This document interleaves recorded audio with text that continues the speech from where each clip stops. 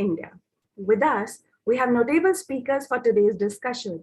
I'm pleased to welcome Professor Bharti Kumar, Professor, National Law University, Delhi, and Dr. Narendra Nagraval, Assistant Professor at Campus Law Center, University of Delhi, to this session. We are indeed honored to have our professor in charge, Professor Alka Chawla, under whose leadership, wisdom, and guidance the academic consciousness is reaching its heights. She has kindly agreed to give her inaugural remarks for this session. Before we proceed towards the inaugural remarks of Professor Alka Chawla, I would just like to make a few housekeeping announcements. So all the participants are requested to kindly make sure that they are on the muted mode throughout. Towards the end of the session, we will be having a question and answer session. You can type your questions in the chat box, and those who are watching it through YouTube live streaming can type their questions in the comment box.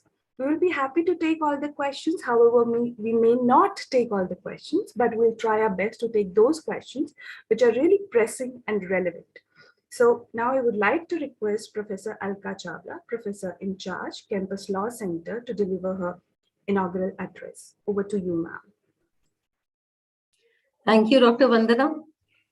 It's a pleasure to have Professor Bharti with us today. She's an old friend, and she's not new to any one of us. She has been a part of the faculty, and we love to have you here, Bharti. So a very good morning to Professor Bharti, Professor NLU Delhi. As I said, a very dear friend of mine, Dr. Narendra Nagraval, my esteemed colleague who's a speaker and who has a very keen interest in gender justice studies and criminology. And of course, Dr. Vandana Mahelwar, who is the one who's the spirit behind this entire webinar. And she's the one who took initiative to organize this on the International Women's Day. So I would like to wish all of you a very, very happy International Women's Day and all the days to come thereafter. So it is not only one day on which we celebrate, we should be celebrating womanhood on all days 24/7. I extend a very warm welcome to all of you, my entire erudite faculty, dear students, ladies and gentlemen. As Vandana said, there could be no better way to celebrate International Women's Day than with a discussion and debate on marital rape, a constitutional perspective. Because this is not only a domestic issue, it is not only a private issue, it is basically a public issue, and a constitutional mandate is required therein. And that is why this debate that we are talking about. I would, before we really talk about marital rape, I thought let's talk about marriage. As Vandana also said, and I keep hearing many younger voices diluting the concept of marriage. Some of them even go to the extent of saying that this is something which is not required. But I deliberated, and I think that what is marriage, which one must understand? It's a partnership which is based on equality and respect for each other. Marriage is an institution which is having inbuilt consequences like sharing of marital home, having conjugal relationship, giving legitimacy to the children born out of the wedlock, getting a share in the property, and so on and so forth. So from emotions to psychology to property, everywhere marriage is playing a great role. And if you look at different religions, you will find in one religion, marriage may be a sacrament. In another religion, it's a contract. Yet in another, it is based upon, relationship based on vows. But nowhere, none of the religions you will find that marriage is based on coercion, force, duress. It's a relationship based on respect, love, affection, trust, consent, understanding, and equal partnership. There is no scope for force, but only consensual activity. Non-consensual activities, they can actually raise very, very serious emotional and psychological violence issues within the marriage. Non-consensual activities, especially with a pregnant wife, or a wife suffering from disease, or a wife who's just out of surgery, or a wife who's lactating because she's already given a birth to a child, These are not only raising emotional, psychological issues, but they even raise physiological and biological issues. The issue of violence against women has gained a lot of international attention in recent times. So the moment we say it has got international attention means that it is not something which is peculiar to India. It is all over the world. And if you look at statistics, if I'm not wrong, even in a place like United States, which is the most developed country, which people say is ruling the world, around 10 to 14% of women you will find who are suffering from marital rape. There are, many countries still who are not treating it as part of crime, who are keeping it as outside criminality, because they feel there is a big divide between the private and the public sphere. And the countries in which it is treated as illegal, even there you will find people are tolerating it. This entire debate came up. There are some people, I think, who are unmuted. Can you please mute yourself, because I can hear sounds?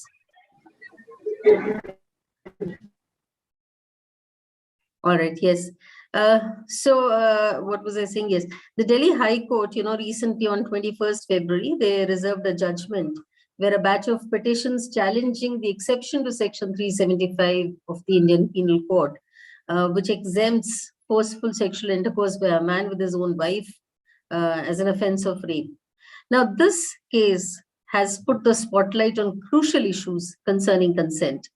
The extent of state control on female sexual autonomy, we need to correct the historical prejudices which the law has had. It's a 17th century law. We need to find out whether it needs to be changed or not. And as Professor Vandana said, that there are two sides of this coin, On one hand, what we're doing is we are classifying the married. I'm sorry, Bharti, I'm taking slightly more than 2 minutes because, this is a subject which is so close to everybody's heart that I thought I must at least raise the issues and then leave the floor for you. So I will just excuse me for taking just 2 more minutes and then I'll finish. So please go ahead, ma'am. It's a pleasure hearing you. Please, yeah. Thank you. So on the one hand, we have this classification within Section 375, if you see, the classification between the married and the unmarried women. How we see the classification is that an unmarried woman can prosecute a man for sexual intercourse, while a married woman cannot.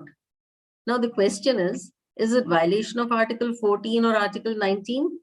Or we can say that it is based on intelligible differentia. There can be two views with respect to it. When we say marriage, we also mean implied consent for conjugal relationship, implied consent for sexual intercourse. And if that is the thing, can implied consent mean irrevocable consent? Can it not be revoked ever?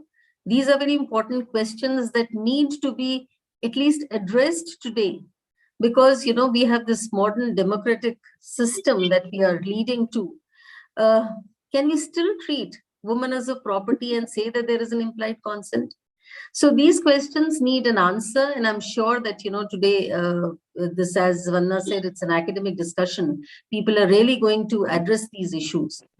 But, if you look at the other side of the coin, when we say that we should strike down such an exception, would it not affect, as we say, the sacredness or the piousness or the privacy between marriage, right?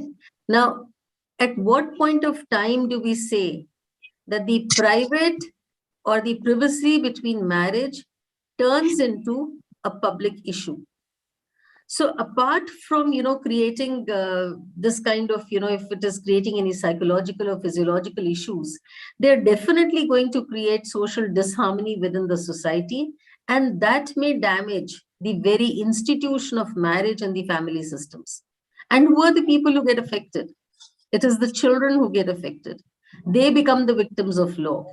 They are the ones who are the future of the country. So we need to have a balanced view. As it has been pointed out, that if there is any kind of sexual cruelty, then we do have civil remedy as a divorce. We do have separation as a remedy. So do we really need to have an extra crime? Do we really need to have an extra category which is affecting the institution of marriage? And, if such an issue goes to the court, whose evidence are we going to give more weightage to? Are we only going to listen to what the wife says? Or would the man also have certain, weightage as to what he's said? So the entire burden of proof, the presumption of proof, the presumption of something happening will raise very, very important questions. So I hope that the audience will have a rich discourse on such a debatable and a contentious issue. So these words, I would formally inaugurate the webinar and hope that the dialogue, discussion, everything debate would have a very, very useful and a fruitful kind of discussion that we are going to have. And I once again welcome you all, especially Bharti, to Campus Law Center. And I congratulate you all on this International Women's Day, that is 8th March 2022. Thank you so much. Thank you so much, ma'am, for your inaugural remarks. So we can begin with our discussion. Our first speaker on the discussion is Professor Bharti Kumar. Professor Bharti is a professor of law at National Law University, Delhi. She is teaching law for more than 20 years. And prior to joining NLU Delhi, she was a faculty at Law Center 2, University of Delhi. Her key areas include constitutional law and family law. She is a notable speaker on constitutional law issues. It's a privilege for us to have you, Professor Bharti, with us in this session. Over to you. Thank you very, very much for this invite to my alma mater, and it's both a privilege and a pleasure to be present here. And I would like to thank Professor Alka Chawla, who's a dear friend and absolutely at the right place. She would be steering the university and the faculty, the faculty of law, towards giving it the vision and the direction that is so imperative, at this juncture. And I'm also thankful to Dr. Narendra Nagraval, who has been really, encouraging, and really he's been the main reason, I think, that I could be here. And Dr. Vandana Mehalwar, who's so ably conducting the session. Right. So this issue, the topic is marital rape. Now, law, we understand, is an instrument of change. And we have seen that in the past, whether it is the practices, the cultural practices of sati or the dowry, there has been, these were mainly acceptable in society. They were very debilitating. They were decapacitating in terms of women empowerment, but socially they were acceptable. And a point of time came when it was necessary to break out of this vicious circle and to enact a legislation that really acted as a catalyst towards their criminalization. So when you're looking at even say, look, this is of course a general theme that we're looking at. Personal laws are galore in India. And there are a lot of problems that are common to across communities, whether we look at domestic violence or we're looking presently at the issue of marital rape. And so essentially the concept of the Indian woman, which is irrespective of community or religion or caste, that is a very important aspect on this International Women's Day that we are, we will presently will be talking more about it in a particular context. The right to live with dignity is the paramount and the basic parameter. It's a basic construct of gender justice in India, and it is supported enough by the Indian Constitution as well as by the international law, the international legal framework. I think Dr. Nagraval would be speaking a lot more about the constitutional aspect in a greater detail, but I would just touch upon the basic, the troika, as we call it, which is Article 14, 19 and 21, to what extent, they have really, they are affected or they are violated when we are talking about the issue, the whole, concept of marital rape. So Professor Ka has just earlier spoken about where the intelligible differentia is observed in the case of having the classification between married women and unmarried women. From the point of view of further proceedings, in a court of law. And we see clearly that Section 375 and Exception 2 is rather, it totally accepts the possibility of any such penal consequence in case of a married woman who is subjected to rape within marriage. So Article 14 and of course Article 19, because Article 19, freedom of expression, is another aspect of women's autonomy over her bodily integrity. And this again is at stake. The other is Article 21, where right to privacy and the sanctity of the female is again, it's called into question, especially in the aftermath of the K.S. Puttaswamy case, which has come up in 2017, where explicitly there is a formal recognition of right to privacy as a very conspicuous dimension of right to life. I think on all these yardsticks, of the constitutional say the framework that we presently have with us, there is a violation that is basically aspired from the point of view of marital rape, and the exception which really allows it. The right to live with dignity, it is not merely a right to exist. It is it's been commented enough, in the earlier cases that have come up before the Supreme Court. The practice of marital rape is rather an oxymoron, because it conveys these two very powerful, submissions, that there is marriage, and marriage which is considered to be, as Professor again rightly pointed out, whether it is at the angle, whether it is on the, on the aspect of whether it is viewed as a sacrament, as being sacrosanct, or it is viewed as a contract. From either of these points of view, it is expected to be loving, trusting, understanding, or in terms of contract, then free consent is the hallmark and the basic feature, which, and again, when you're talking about free consent, it is there are several characteristics to it, that it is unequivocal, it is voluntary, it is active, it is not vitiated by duress or coercion or any kind of extraneous factors. Consent is thus, and it is an essence of as an objective criteria under the penal law of the land. And Section 375, it includes all forms of sexual assault which are involving non-consensual intercourse with a woman. So Exception 2, so non-consensual is the kind of the phrase which needs to be focused upon.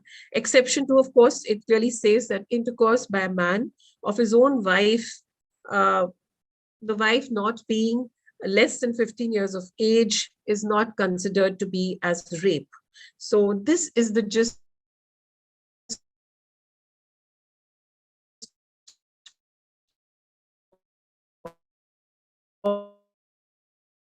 of marital rape to rape, where the women's rights are really denuded, and they become the source of subjugation and exploitation of the woman.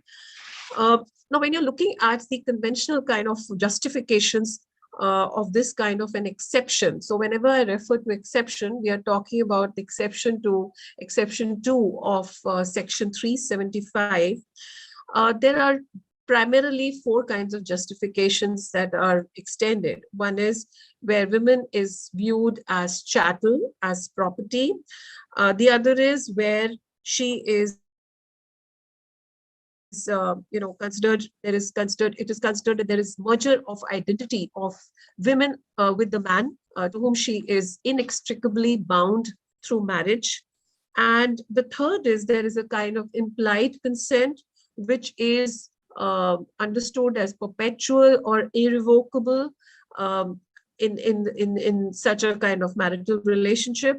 And the fourth is the non-interference in marriage, which is, as a matter of policy, because marriage is considered to be the private sphere in which any kind of intervention is not considered to be the right way. So when you're looking at women as chattel or property, this kind of an understanding of women, you would find that the rape laws have been created to protect the property interests of men in the woman and not to protect the women themselves. So a man could not be prosecuted for raping his wife because she was his possession. However, if another man conducted the same act, then this was considered to be akin to stealing of property. So this kind of concept of women as property, it has permeated and it has, affected the social stratosphere across societies, and it is a worldwide phenomenon. But of course, we understand that as societies have progressed, the marital rape exemption has become inconsistent with the concepts of human rights, of equality, of non-discrimination. And so the criminalization of spousal rape has become a kind of a worldwide, it has become a part of worldwide reclassification of sexual offenses from being an offense against morality, against values, ethics, to becoming an offense against, substantive concepts as liberty, as self-determination, as physical integrity. So this is as far as women, when they are considered as chattel, and the kind of merger of identities that was viewed at a point of time, and it is still affecting large parts of human societies, including that of India. When you look at implied consent as a kind of an argument which is put as justification for such kind of exception, so there has been Sir Matthew Hale.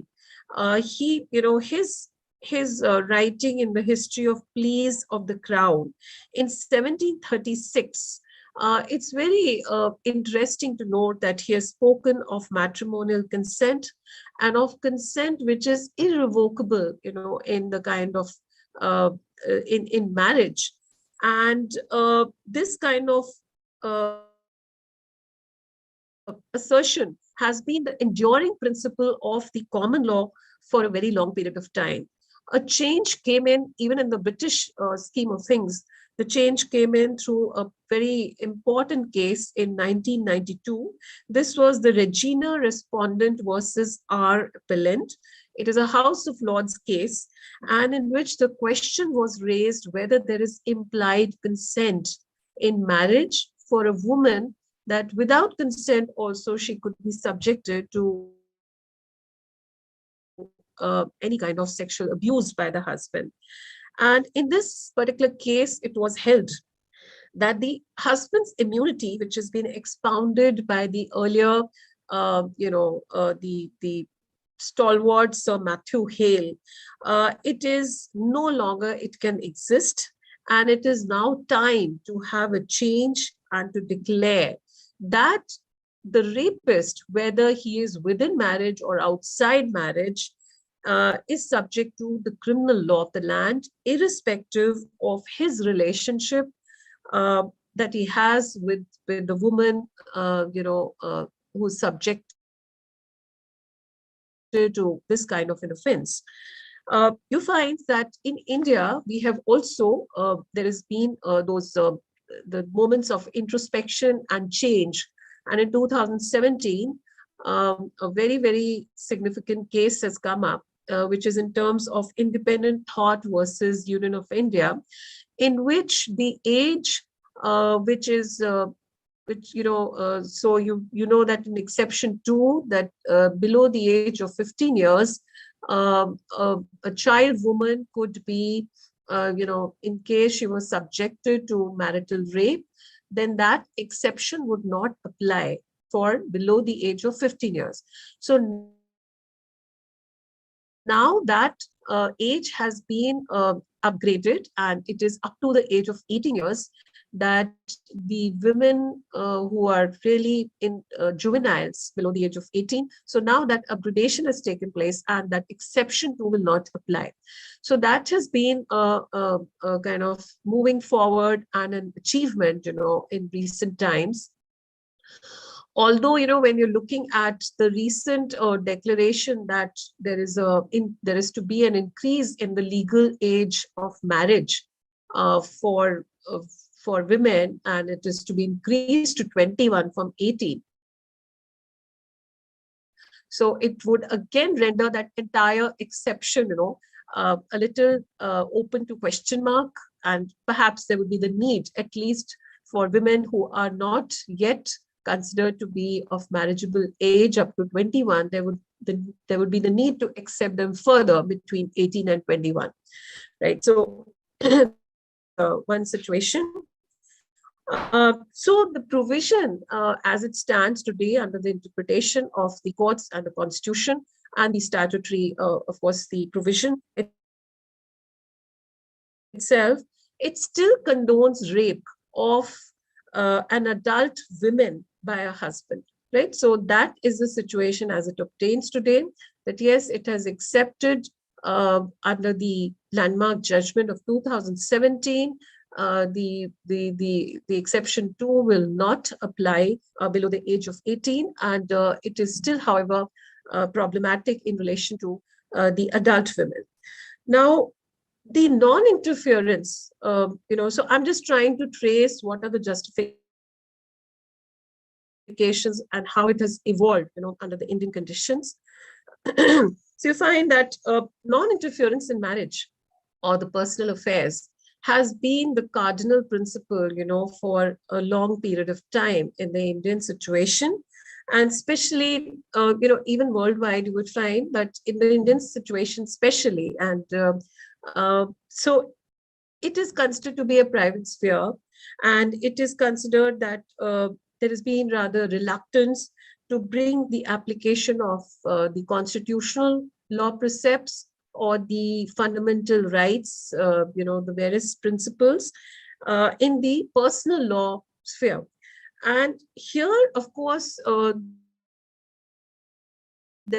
major change came about through the very, again, the significant interpretation of the courts in the Indian Young Lawyers Association versus State of Kerala, which is the Sabrimala judgment of 2018, when in a very a kind of huge majority of 4:1, Supreme Court passed a verdict to allow the entry of women in the in the temple, and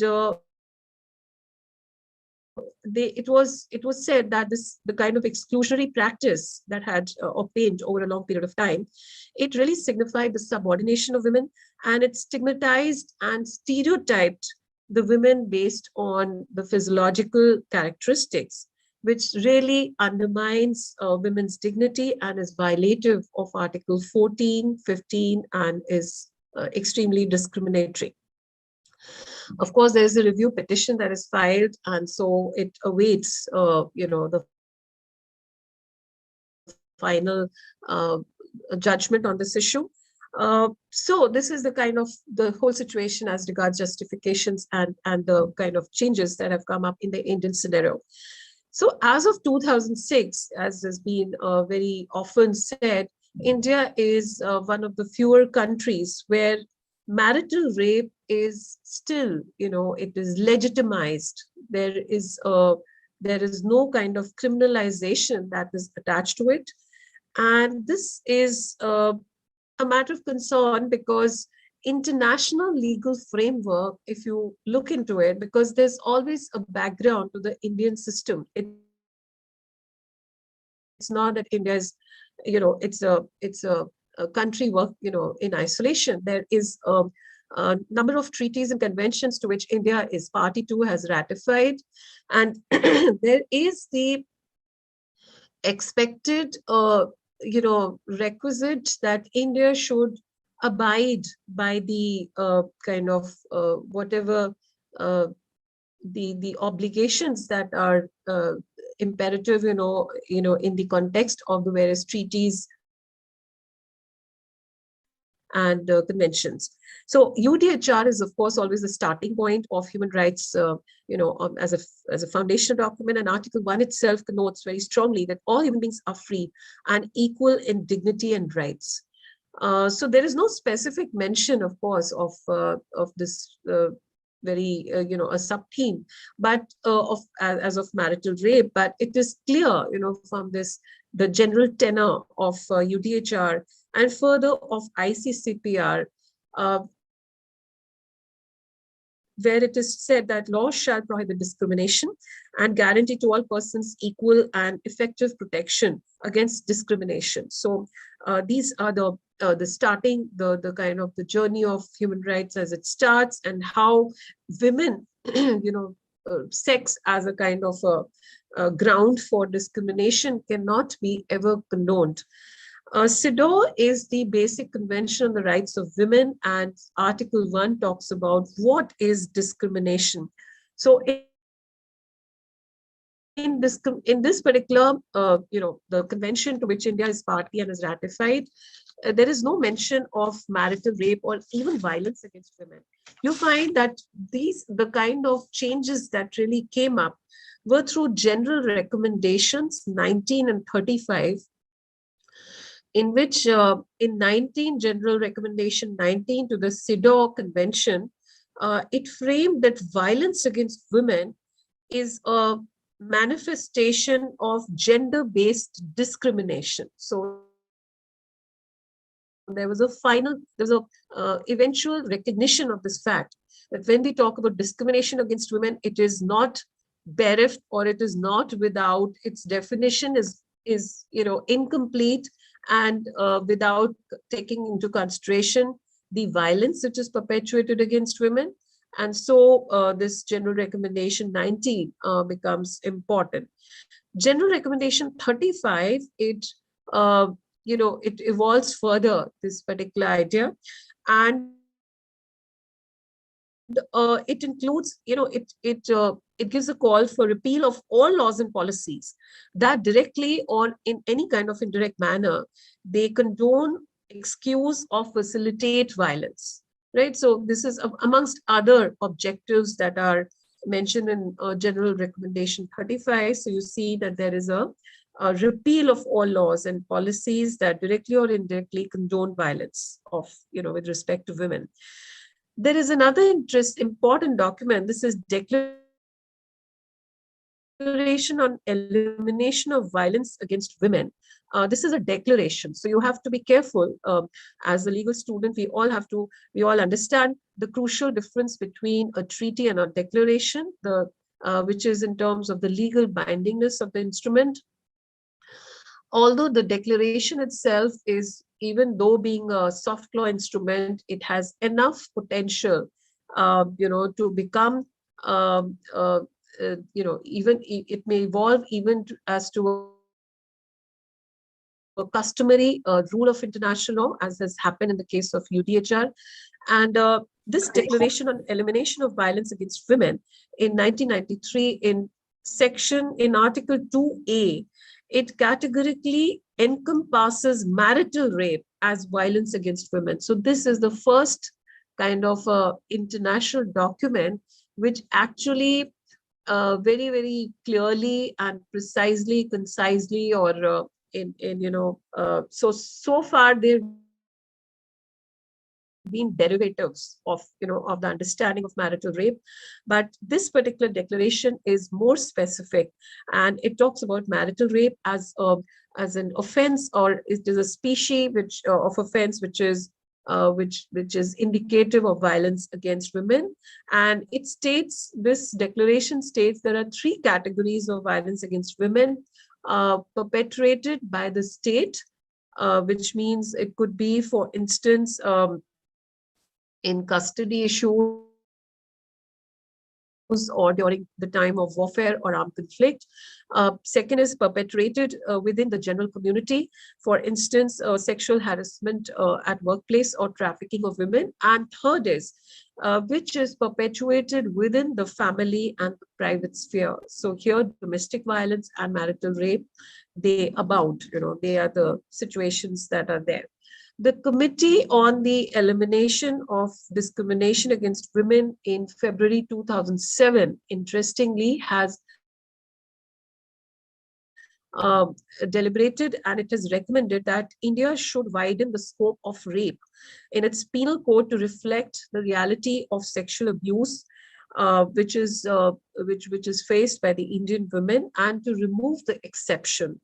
In March 2016, the UNDP chief, Helen Clark, has stated that in order to achieve Sustainable Development Goals and SDGs is the post-2015 agenda for the entire Committee of Nations, there is the need to look at violence against women, and especially marital rape should be, the exception to it should be removed. Now, if you look at India, you find that parliamentary debates, judicial interventions, so these are the 2 basic, these are the 2 basic limbs, where change is possible. And unfortunately, in terms of parliamentary debates and discussions, and the kind of legislation that is needed, or an amendment that is needed to the law, there has been, it has not fructified, it has not borne result. And Justice Verma Committee report in 2013, it recommended that this particular exception should be removed. It should be deleted, from the statutory book. And Justice Verma Committee, it suggested that basically you should look, the relationship aspect of this particular kind of offense of rape should not be inquired into. It should be only the aspect, or should only be, the focus should only be on consent, whether the consent is there or it is missing. So it was quite made clear in this particular judgment how the situation should be there. However, you find that the department related, Parliamentary Standing Committee on Home Affairs, it rejected this particular recommendation, and on the ground that the entire family system would be jeopardized, that it will be put under stress, and it will be destructive of the, the whole concept of the family. So this is, of course, a concern not without, basis, as was said by Professor Alka again, that the misuse of the law is also something which has to be taken into, consideration. And but of course, however, we'll come to, there is, to have this is an interaction that is supposed to be, so I think I'm taking a lot of time, but I just wanted to trace the journey of this particular, this particular kind of the issue which is on hand. And I'll just quickly go through it, and bring it up to the present. So in 2018, you find that there was a private member bill, which was initiated by Shashi Tharoor on the, this was a women's sexual, reproductive and menstrual rights bill. This was introduced in the Lok Sabha, and it also had one particular ingredient which would look into marital rape and its criminalization. However, it lapsed due to lack of support. Now, in the judiciary, how it has worked out. So 2017 judgment has been mentioned earlier, and certainly it is a step forward in the right direction, but it is not enough. But interestingly, in December 2021 and August 2021, the Gujarat High Court and Kerala High Court respectively had the occasion to consider marital rape, the whole issue before, which was brought before it through cases, and there was a so Gujarat High Court has in fact put a poser that whether it can be marital rape can be termed as manifestly arbitrary and makes the women's access to fundamental rights, to sexual autonomy, and so on, subject to the whims of the husband. So it is marital rape under the Kerala High Court has been, even if it has been held that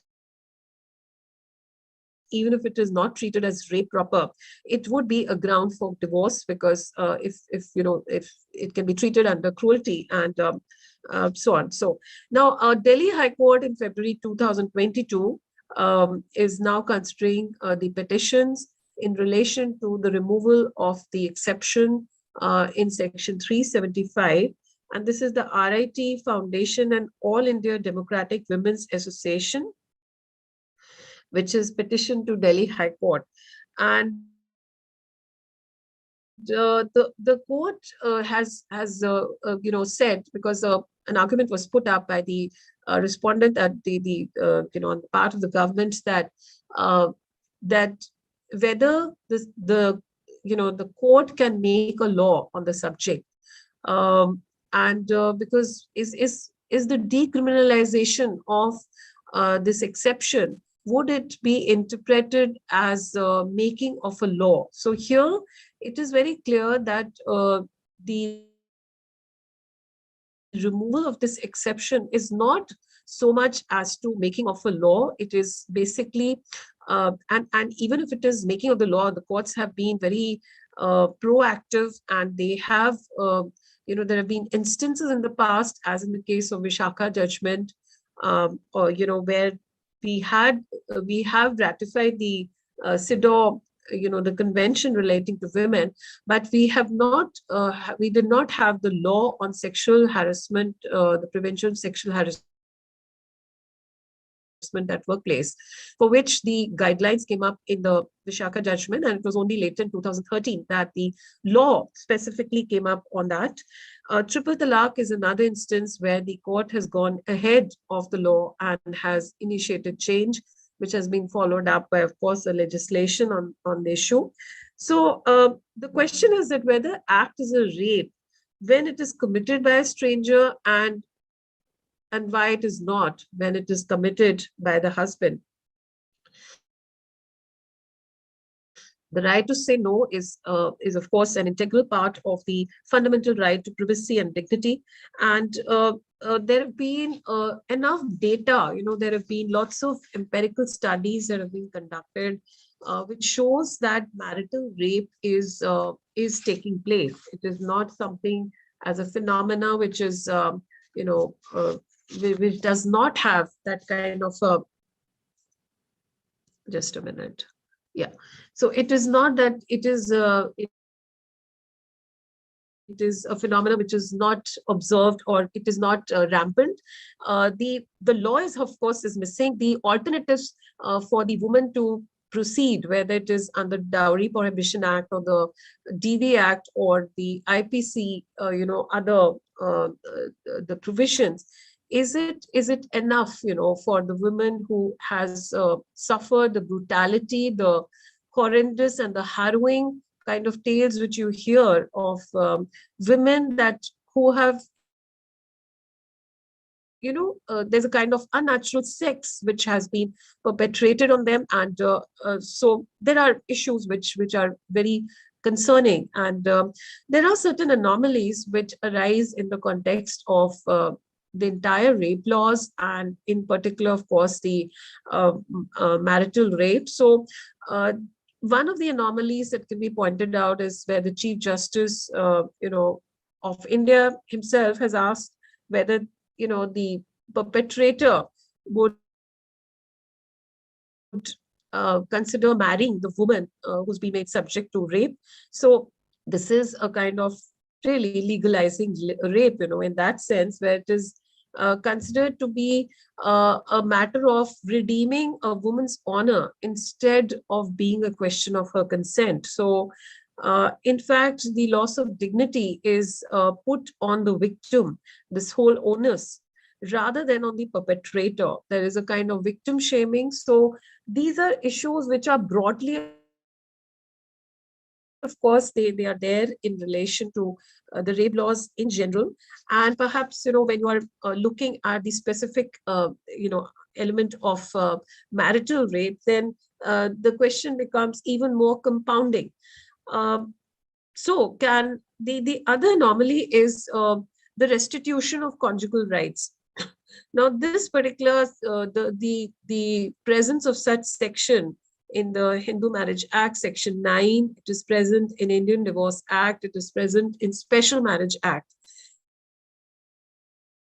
So across the laws, the legislative framework, you find that there is a possibility, and very much it's a reality which the women are faced, that even if they are not cohabiting with the husband, then the husband may get the requisite kind of direction from the court for her to resume, cohabitation and conjugal, it's a decree of conjugal restitution.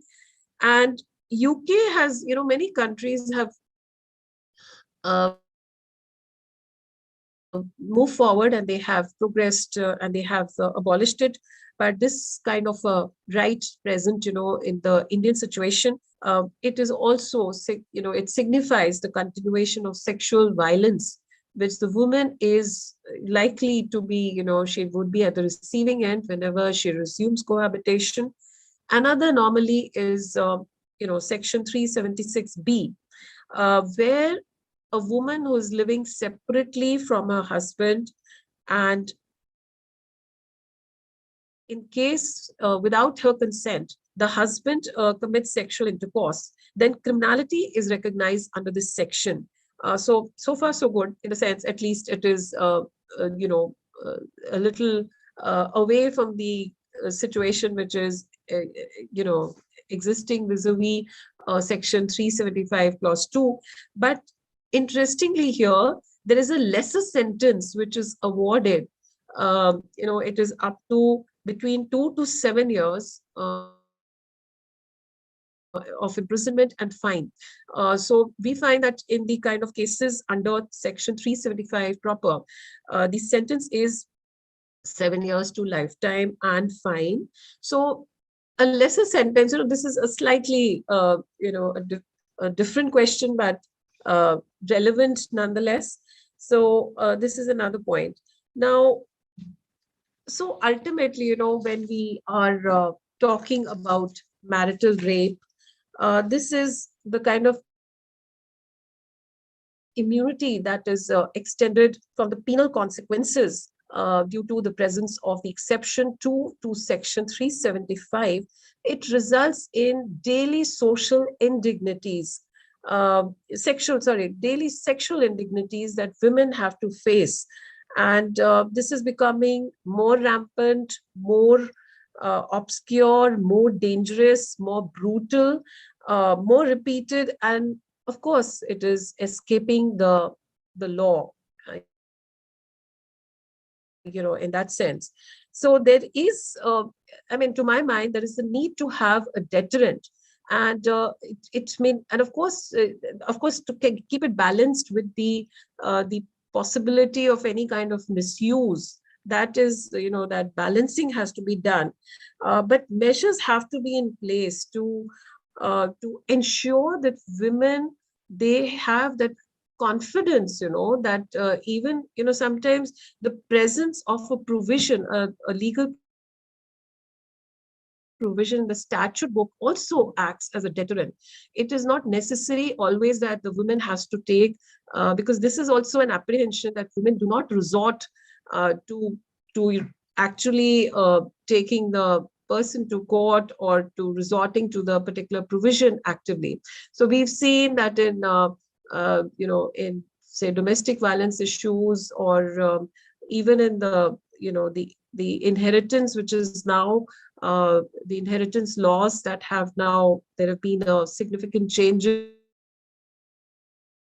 and daughter is having a co-equal status with the rest of the brothers of the family, but they are not extending, or they're not availing of that legislative benefit that has been extended to them. So that might be a problem area, but even the mere presence of such, beneficial provisions, they have the potential to affect changes, and psychological and practical, the way it may go about, there should be a redressal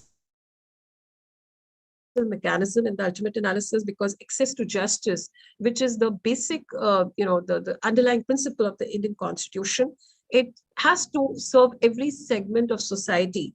And the youth, and which all of you, as you are present today, wherever you are located, I mean, I would just say that you may not, all of you may not be going into litigation, but with the kind of legal education that is, part of that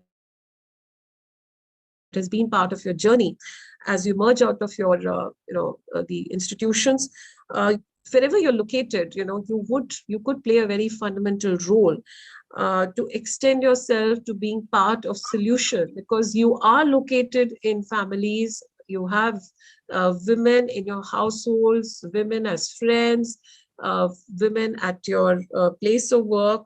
So it is important to be aware of, the kind of social context of a particular issue that is there.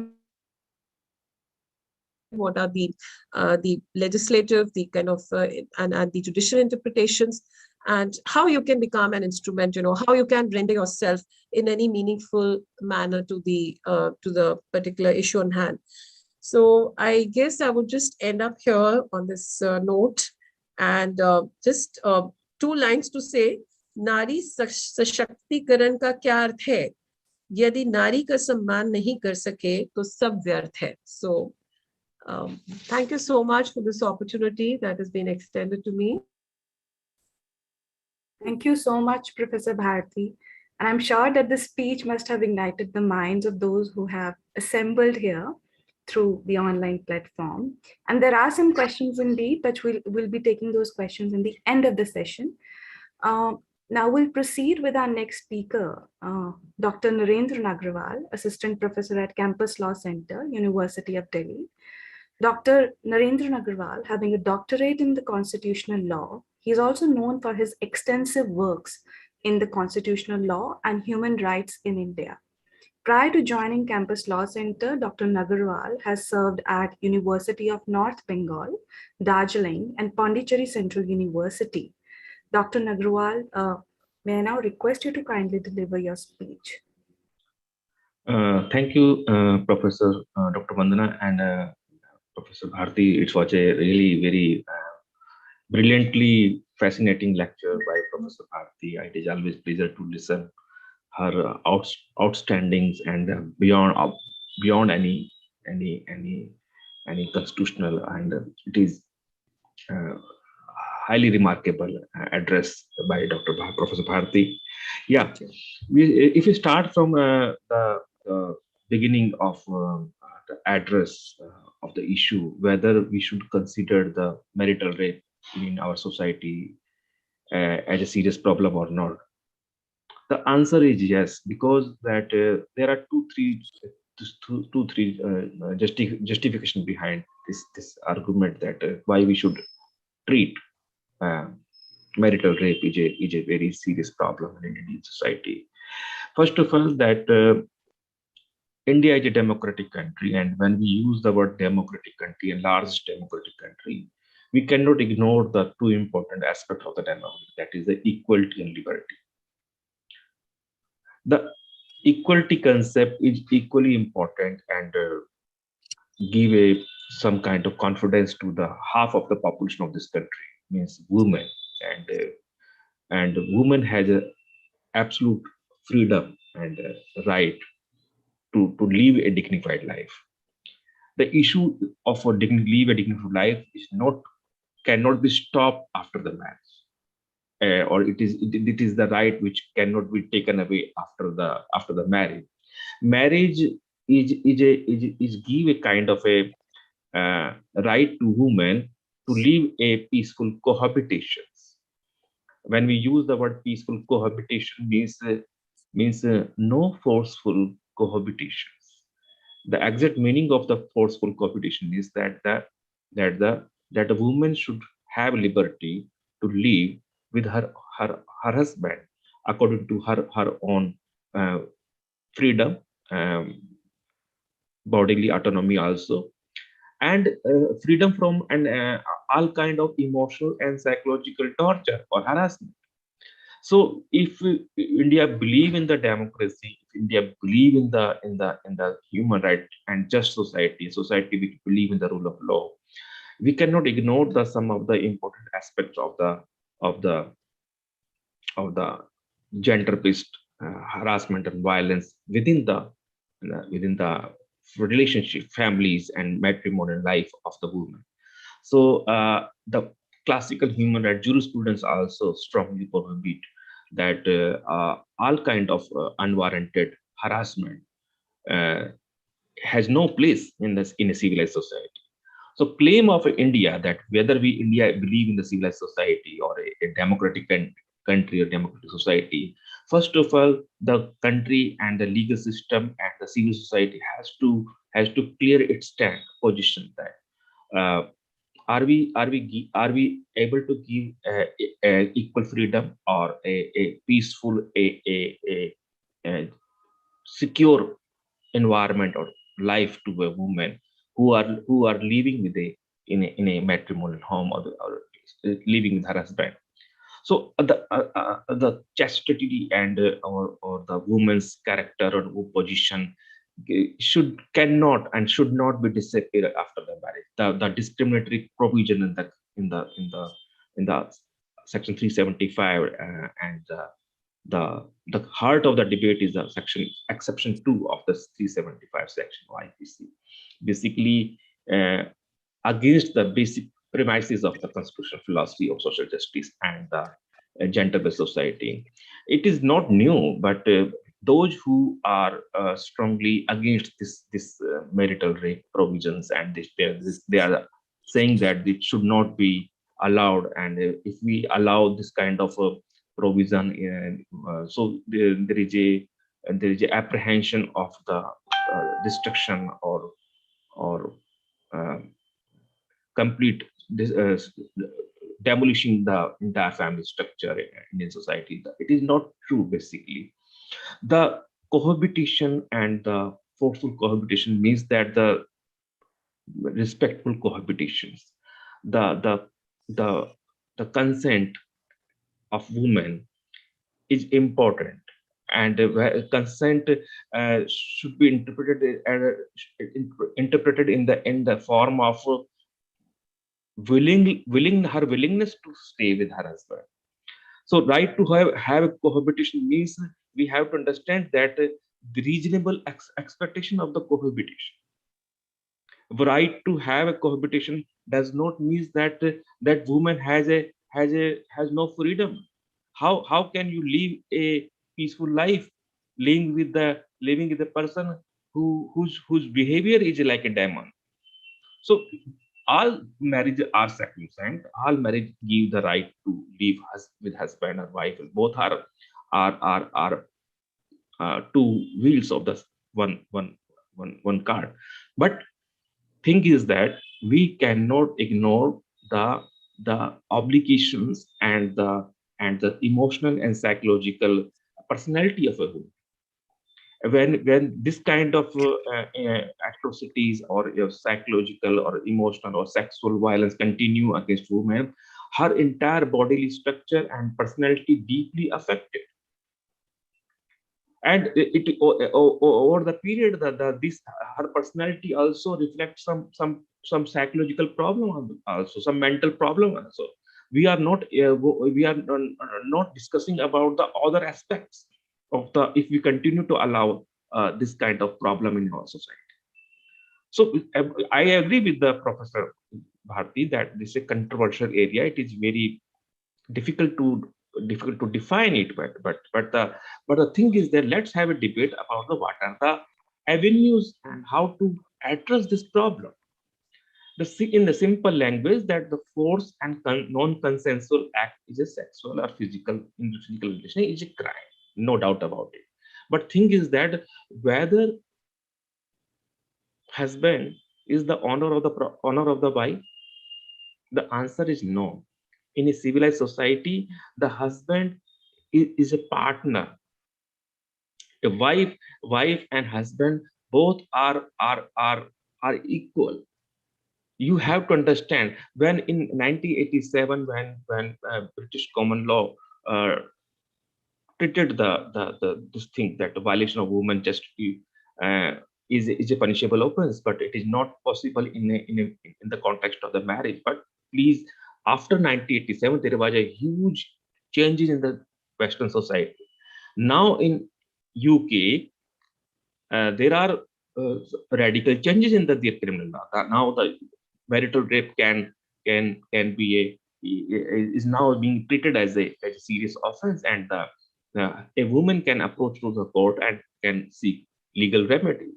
So see, we have to understand. We have to shun our preconceived and the classical interpretation of the rape law, that strongly advocates that woman has already given her consent to the husband at the time of marriage. The consent is only for the peaceful cohabitation, not to the forced cohabitation. Please understand the difference between the two.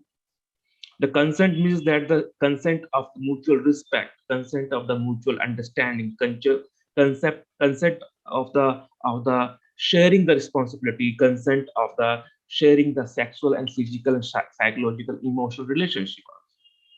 You cannot treat her consent as a lifelong or a whole life license to commit all kind of sexual and emotional and psychological cruelty against the woman. This is my simple argument against that. Further thing is that the consent is can be withdrawn. I really appreciate the Islamic law in this regard, that in Muslim community, that Islamic law give more freedom to the woman at that. For example, if woman is not happy with her in her matrimonial home, or the way her husband is behaving, so she has a option to get divorce and separation, etc., and she can seek legal remedy also. But in classical Indian traditional culture, in the name of the culture, that that all marriage are sacrosanct, but all marriage are sacrosanct, but all relations are not sacrosanct. The society is so wide, vast, different. Society is so varied, and we have to look into the each and every issue. For example, family background, educational standards, society, culture, um, mentality, and the thought of the husband also.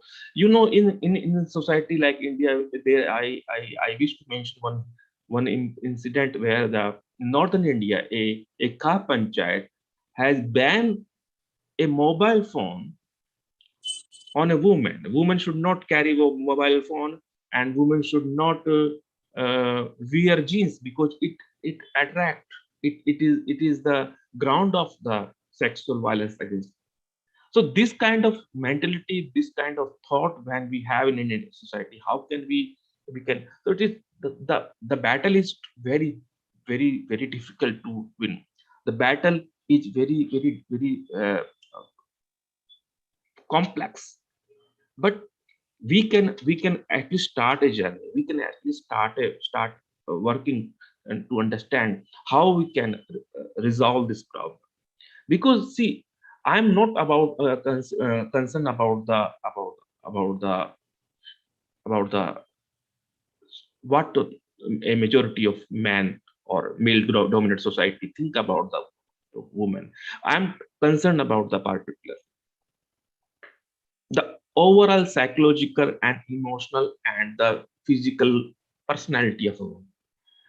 How this violence affect the mind and soul of the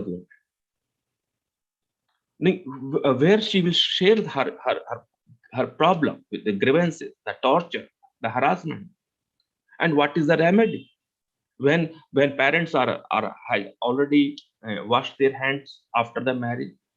So where she will go? So how it is so cruel to understand that she has to continue with this relation. How is possible that how you push a woman? It is better to push the woman in a river or sea. So it is a kind of a pushing a woman to a slow death. This is my argument. The thing is that what are the options available? See, I wish to mention the 1950s period, 1950-51, when the Hindu Code bill about to proposed by the Pandit Nehru and Dr. Ambedkar, and there was a big difference between Pandit Nehru and Dr. Rajendra Prasad about the Hindu Code bill. The core issue between the two personalities, but their contribution is remarkable in the Indian freedom movement. But Nehru was very much committed about the giving some progressive legislations, some rights to the women, so that we can at least we can ensure in the global stage that we believe in a human society, a society which believe in the gentle justice, a society which believe in the human rights. But in the name of the culture, in the name of the religion, means that the Dr. Rajendra Prasad's argument is saying we should treat the woman as a goddesses and the Devi and Durga and kind of thing. We should not allow interference of the law in the matrimonial relationship, etc. So, but the same society killing the woman in the village area, even in Rajasthan and some part of the Madhya Pradesh and tribal area, the woman's consent is totally meaningless.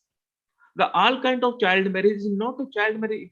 It is a crime committed by the parent to pushing a woman in a hell of rape, a continuous rape, almost throughout her life. Now, what would be the impact of such cruelty on her bodily and mind and soul? So this area we should also explore. We should also tackle to taken into consideration that how to resolve this problem. My argument is that the consent is not irrevocable. Consent can be revocable. Consent is irrevocable. Consent can be withdrawn by the wife, because if she is not happy, if she is not okay with her husband behavior, so there is no meaning of the continuing in such a relationship, and there is no matrimonial obligation to sleep with the demon. This is the important thing I wish to highlight in this debate. And most important thing is that that in US also, when first Diana Russell 1982, she wrote a very good book on the marital rape as license to commit sexual cruelty, etc. And she has mentioned that the male dominant society, the entire legal structure in the hands of the male community at that point of time, 1982, and they conveniently, intentionally, deliberately put outside the marital sexual harassment from the ambit of the rape laws, because the classical and the orthodox legal scholars in the US believe that the woman is the property of a girl, means a girl is the property of the father, and after the marriage she is the property of the husband. And if you understand the conceptual understanding, initial conceptual understanding of the woman, state character and status in the early mid 1760s years of US, if woman is being raped, the father is also entitled to seek compensation. The father could seek compensation from the state. And if the things happened with after marriage, the husband is also entitled to seek compensation after marriage. So thing is that how to understand this is the serious problem. Now situation has been completely changed, means that at least for example, those who are pretty critical about there should be no rape law, it is a totally nonsense issue, etc., etc. I want to ask one question: that the law of theft and dacoity or murder is a provision for the criminals.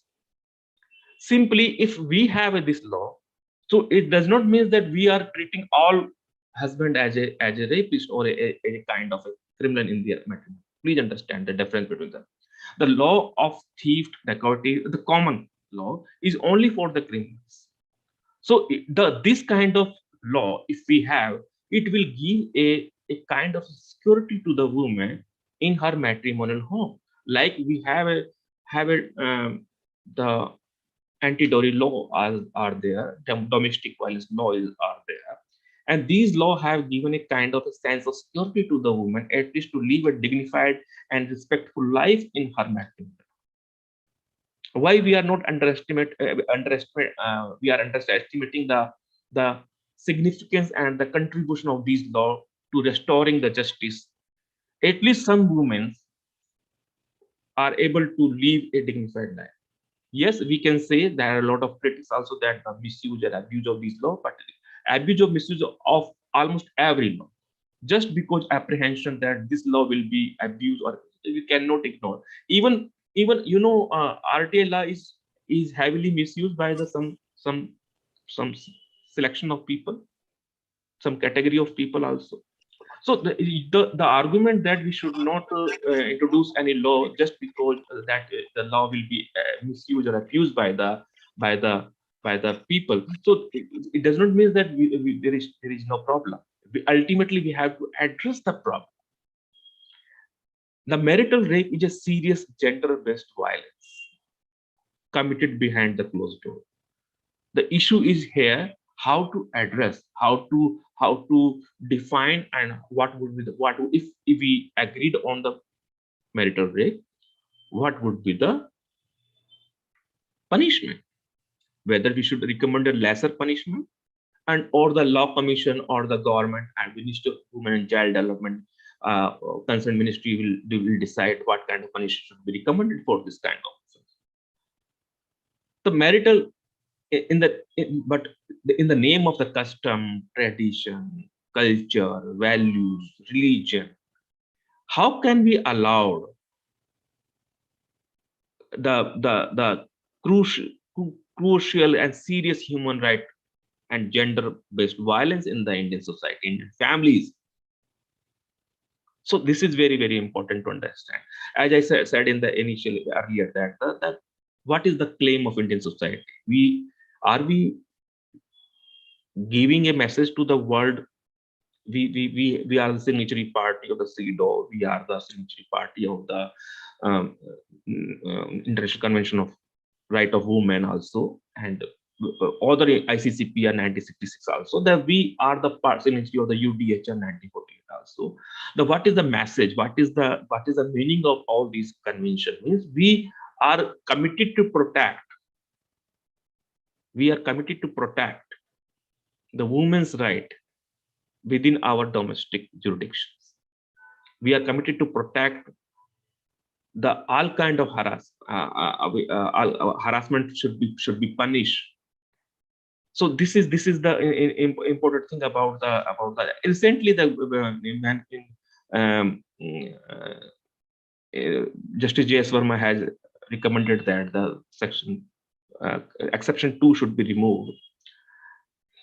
The issue is how to address the if we remove the exception 2, how to punish, what would be the mechanism.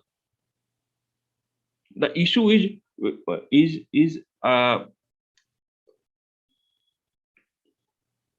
it should be compoundable offense or it should be a non-compoundable offense. This is the issue should be in debate if there is a law.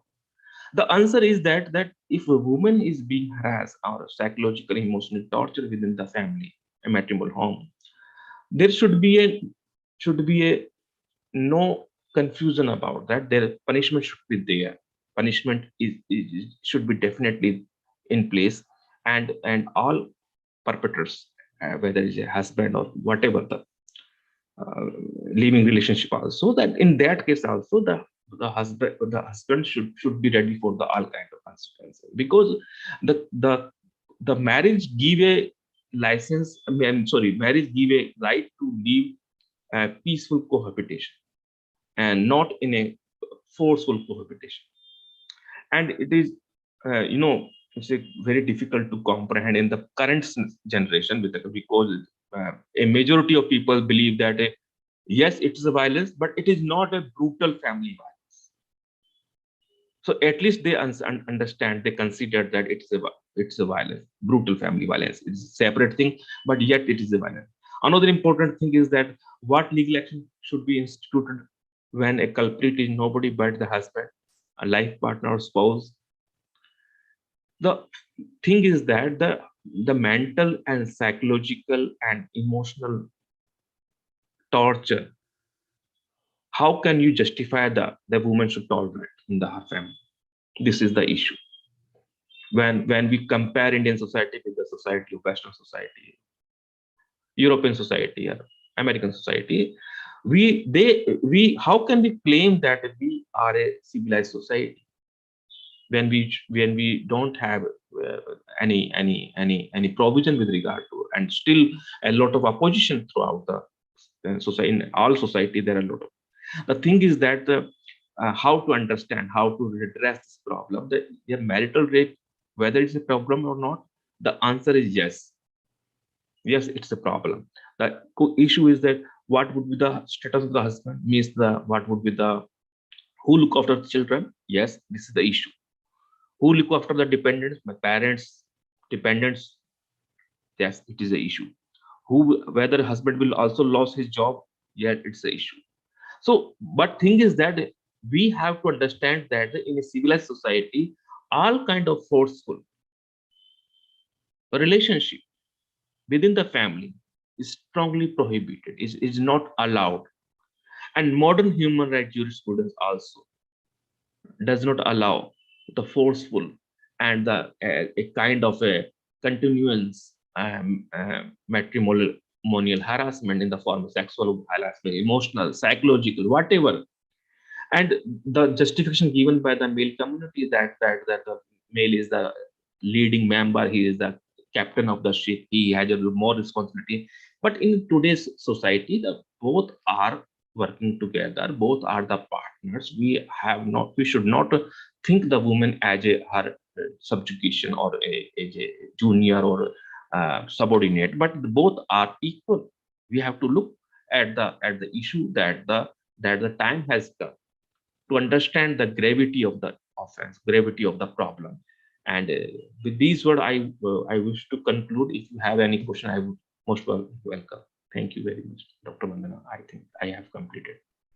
Thank you so much, Dr. Nagraval. Now I think we should proceed with the question and answer session. That will be the most intriguing part of this discussion. We have some really pressing questions that need to be addressed. So what I'll do, I'll just read out the questions and any of the two speakers can choose to address the same.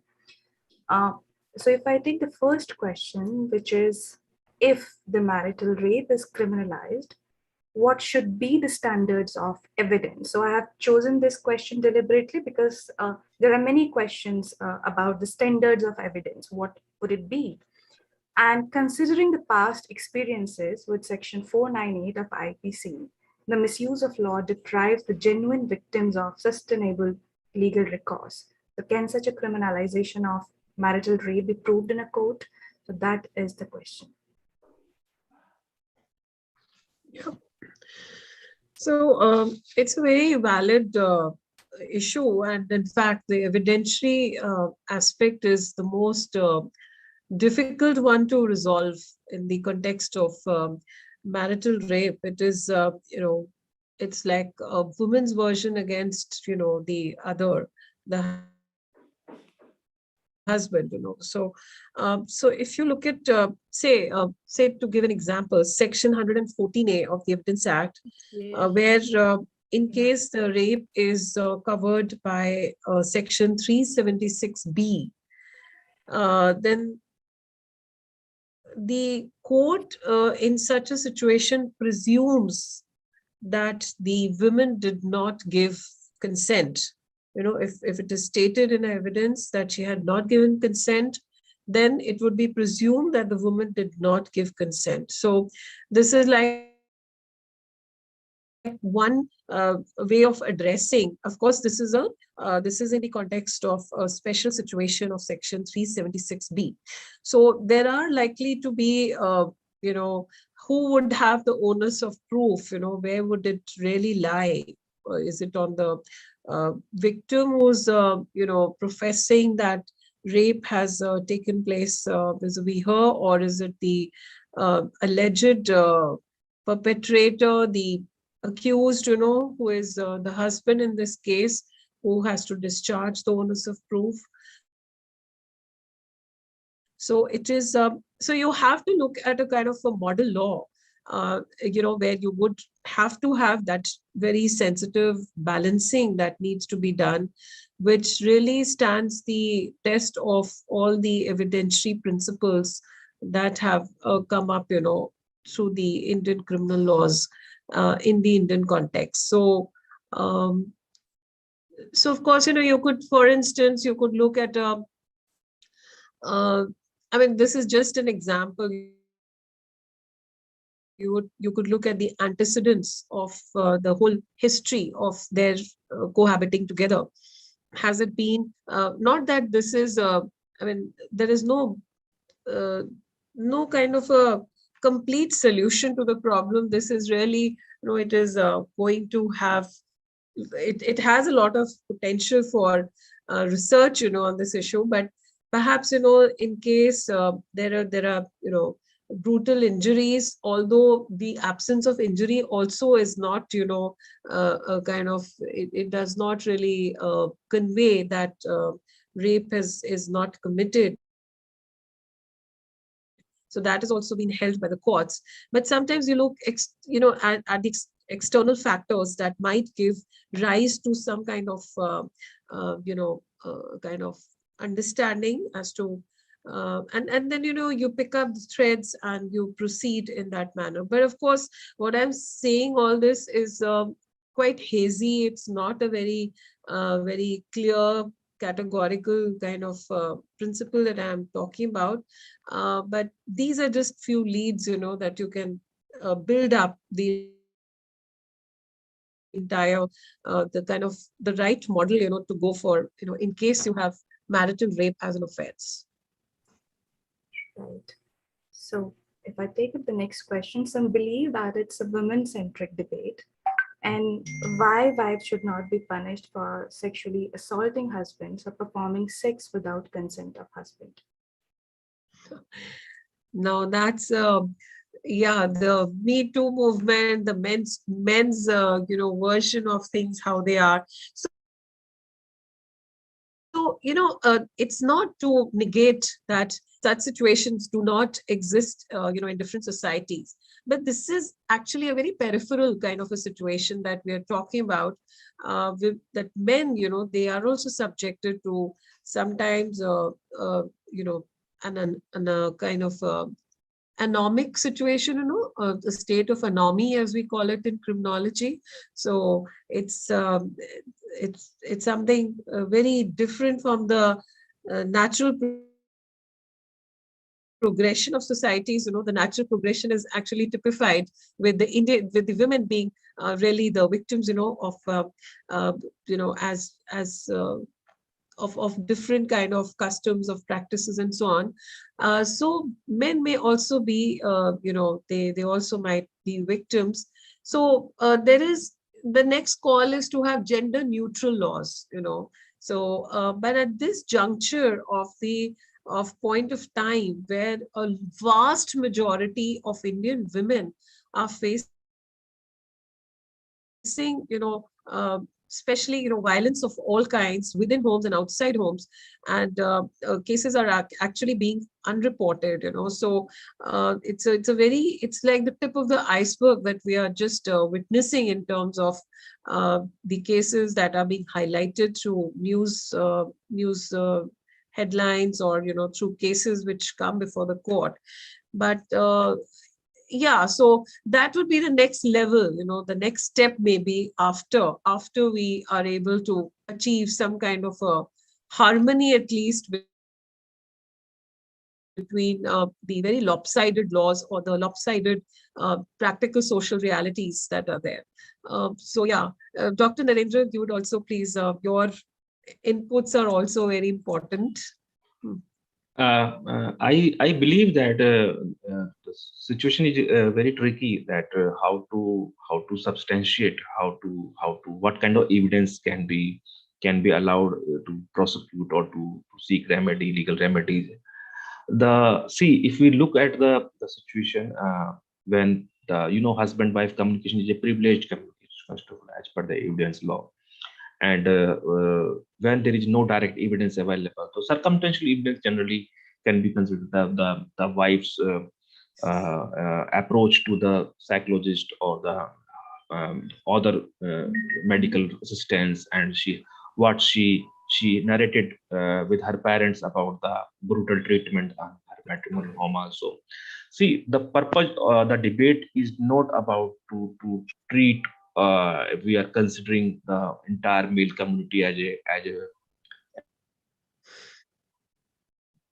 in a bad light, but we are looking at solution. We are looking at solution that if there is a continuance of this kind of harassment or torture within the family, what are the remedy available and how to justify. So when there is a remedy, when there is this kind of situation is there, so women can seek. Obviously, when women she report the matter, women she may also talk with her family members, friends. So all these people provide a kind of a circumstantial evidence and her overall medical report also. So in this way we can collect some evidence to take a strong or solid action by the way. In my view, that is the next question. I think can you share? Yes, so it's that. Do you think that right to equality would be hampered when it comes to marital rape, as the exception clause to 375 of IPC? It puts married women on a disadvantageous position as compared to unmarried women. I would like to give answer to this question that see, first of all, whenever we discuss about the marital rape or all kind of violence in the family, we have to understand that the women throughout the past history, a feminist professor has said that Indian history is the history of the all kind of violence against women, and it is in the name of the religion and culture. Those who are pretty critical about this provision, they actually cite or give reference to some isolated evidence, so isolated incident also. The reality is that a majority of women still subjugated, harassed, and they are still being treated as a property. And I think the people, all subconscious people are very much aware about what actually happening in our society. The issue of equality, we have to understand that when we have some laws in favor of women, we should treat these laws as a positive discrimination. we have to give more laws to the women, because women need protection. Women need special attention. Women need special care. And despite so much law, you see the how many laws, how many people have been punished, how many, the outcome of these prosecution. What is the result of the entire proceeding? Most of the proceeding culminated at the end of the compromise, or kind of a agreement, or kind of things. So whatever the law we have to understand that these are the positive law, positive discriminatory law. We have to give some preferential treatment to the woman, because she is the victim at the hand. Even today, social media is full of such information, where the woman still harassed because of bringing less dowry items in the marriage. Even in this after 74 years of independence, we are still struggling to punish, to give justice to the women, or dowry related laws. So those who are saying that it's an issue of equality, they have to understand the entire structure of Indian society, where women's, I'm not talking about the women of the big metropolitan cities. The big metropolitan city women are more conscious, aware, and legally educated, so they can. But what is the situation of the remote area, backward regionals? So I think the law should be there, and issue is that how the law should be availed by the victim woman. This is the issue. So there are many questions, and I think we will not be able to accommodate more than 2 questions now. So I have deliberately chosen a question that is in the constitutional context. And a participant says that if IPC is amended and marital rape is criminalized, will it not be infringing right to privacy under Article 21? And what will be the elements of enforcing marital rape?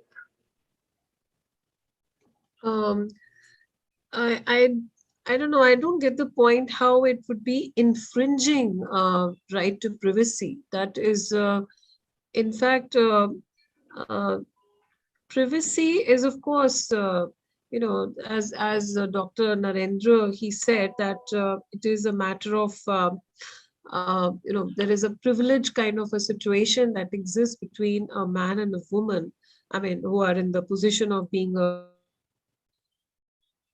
husband and wife. But when you talk about criminal offenses, when you're talking about issues which are antagonistic to society, for which there is the need to have a response of the state, and not, it's the offense is not really even committed against, it's viewed the way the criminal law is conceptualized, or the kind of jurisprudence.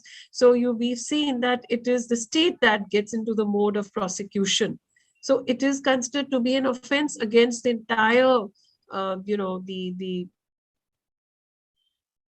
civilized existence of the state. So the matters of privacy, they have their respective boundaries which need to be respected and adhered to.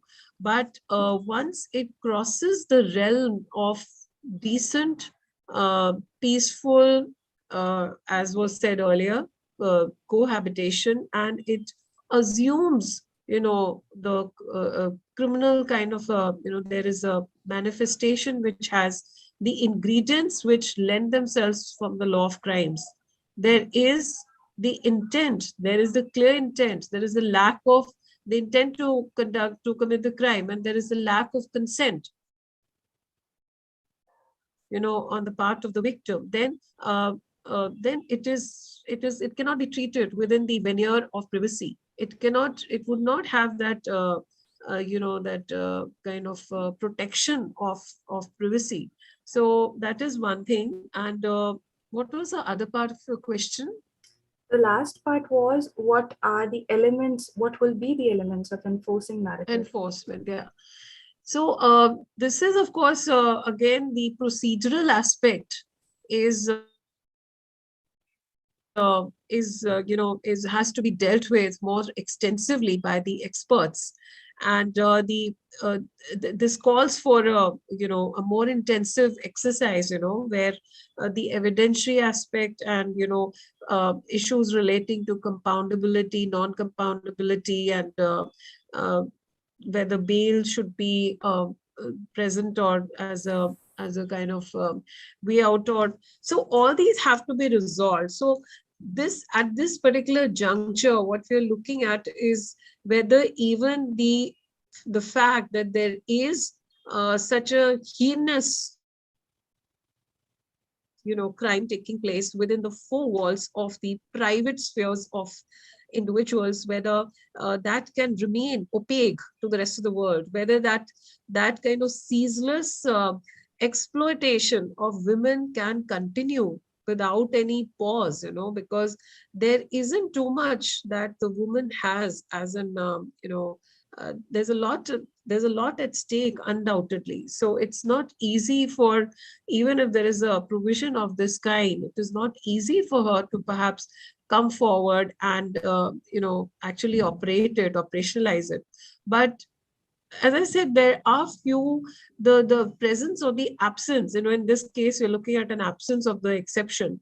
Sometimes that itself it provides a lot of, psychological, there is a redressal in that sense. There is a deterrence also to the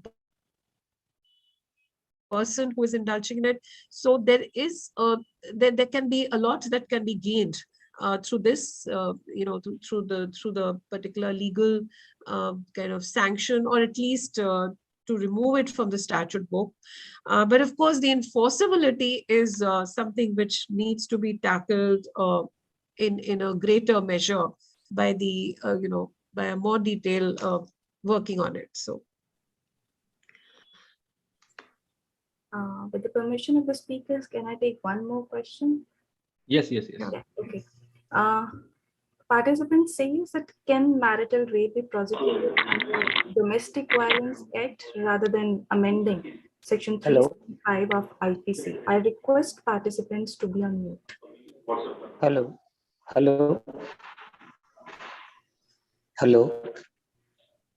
I request participants to be on mute. Hello.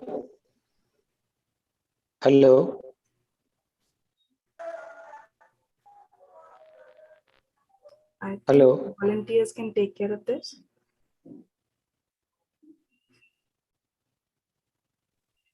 Yeah, what is the question? What was the question? Start video the Torah. Yeah, what was the question? Question is that can marital rape be prosecuted under Domestic Violence Act rather than amending Section 375 of IPC? See, good question. This is a valid issue, that whether we should include the sexual offense within the four wall and within the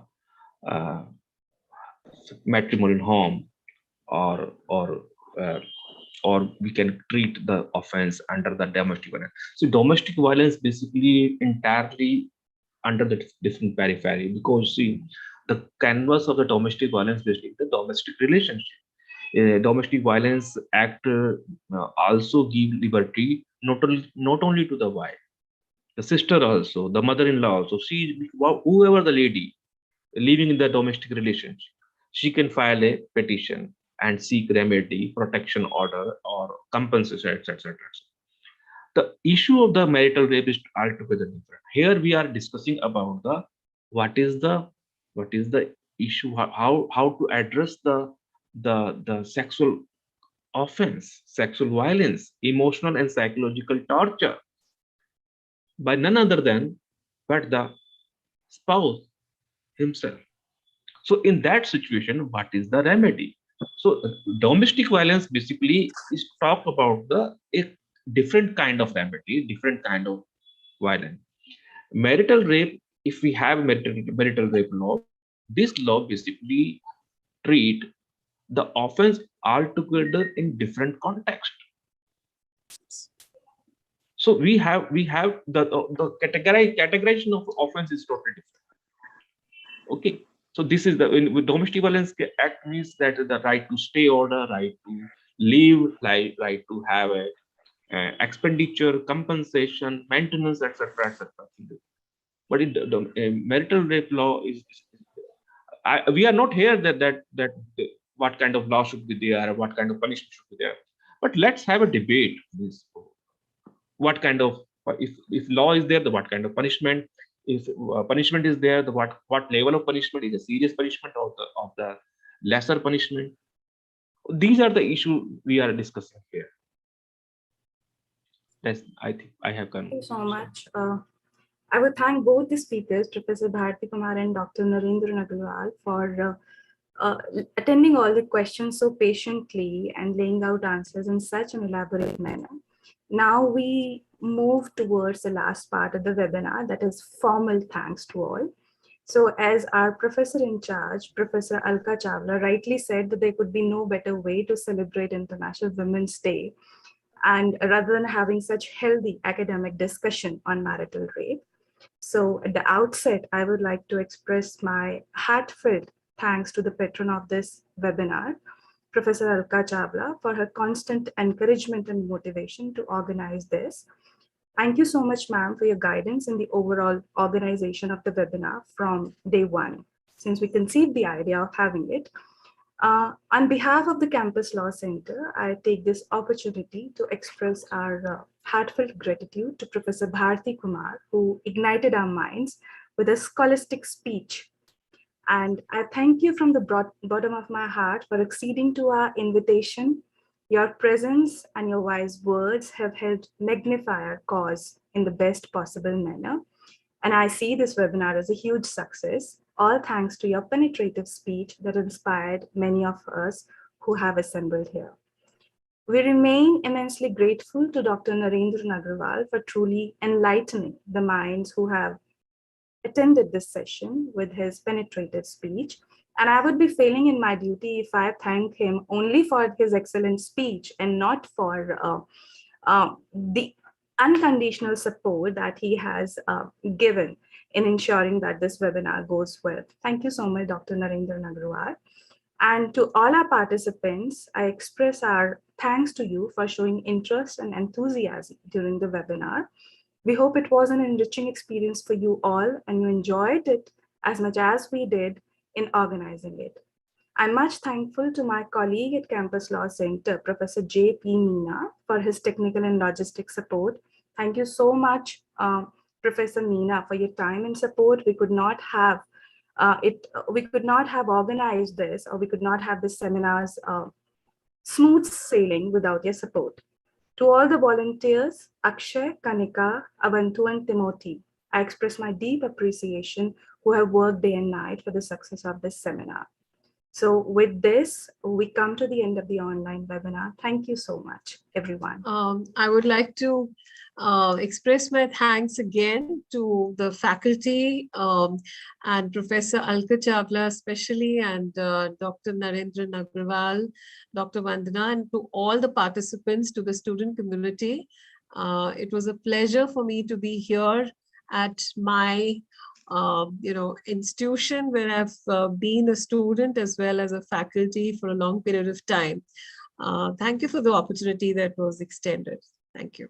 So Professor Bharti, once the pandemic is gone completely, we would like to have you in person at Campus Law. Sure, absolutely. I'm looking forward to it. Yeah, thank you. Thank you so much, everyone. So with this, we come to the end. Thank you.